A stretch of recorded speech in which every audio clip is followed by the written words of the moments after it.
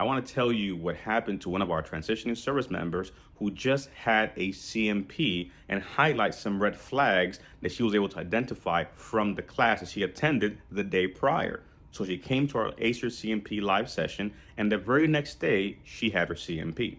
She shows up to her CMP, and after the intake process, all of a sudden, it got kind of weird because the doctor didn't use a goniometer to measure her range of motion. Red flag, you're supposed to use this, why not? At that point, the examiner began to get a little combative and giving some attitude. From there, questions of how can't you do this? How can you do your job if you cannot move past a certain point? Or how can you even drive a vehicle? Now, I don't know what kind of vehicle you drive, but you don't have to bend over, touch your toes to drive a vehicle. So she is an MP, but she's also now on desk duty. She's not doing her job because of her physical disabilities. So all of a sudden now she's being fed this line of questionings that are berating to a degree. But it gets worse. Then there's more questions on the line of, well, how can you even be a mother if you can't do these different things? So you're attacking her motherhood, her ability to do all these things, and her career, etc. When the other conditions come to lift a leg and do a thing, she's like, this is as far as I can go. She's like, well, you can go further even though it hurts. She's like, this is as far as I'm going. The doctor proceeds to move her leg with her leg and just kind of hikes it up in a degree and then manipulates the other one as well. And then goes, oh, I'm sorry, did that hurt? After the veteran kind of went and says, hey, what are you doing? From there, then says, I'm going to show you a little trick to help you stretch out your shoulder, as a friend. And then makes the statement that this stretch or whatever she had shown her also helps for double chins. Not that she has a double chin though, which seems very insincere.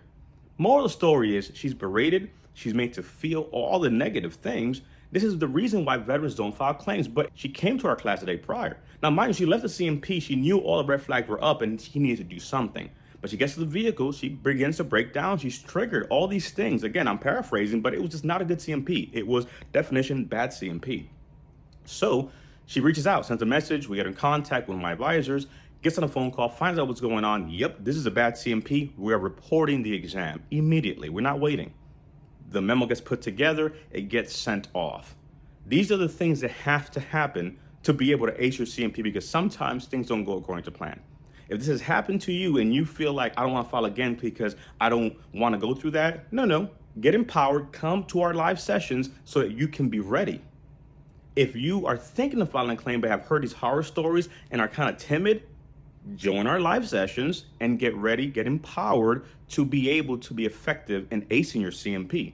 Again, understanding these things is crucial. She was empowered, she knew what she needed to do, and had support to reach out the very next day. Came to class on a Wednesday, CMP on a Thursday, and then was able to reach out and take all the steps that we had outlined in the class, which we cover what are CMPs, good CMPs, things to do for bad CMPs, tips, etc. So for our next session, if you haven't been to one, I invite you to come down to our live ACE Your CMP sessions because these are going to give you the tools to be successful should things like this happen. It doesn't happen to everyone, but should it happen, you're going to be ready to be able to push back. I look forward to seeing you in one of our next sessions that are live, which also have a Q&A after that. Be ready so you don't have to get ready should something like this happen to you.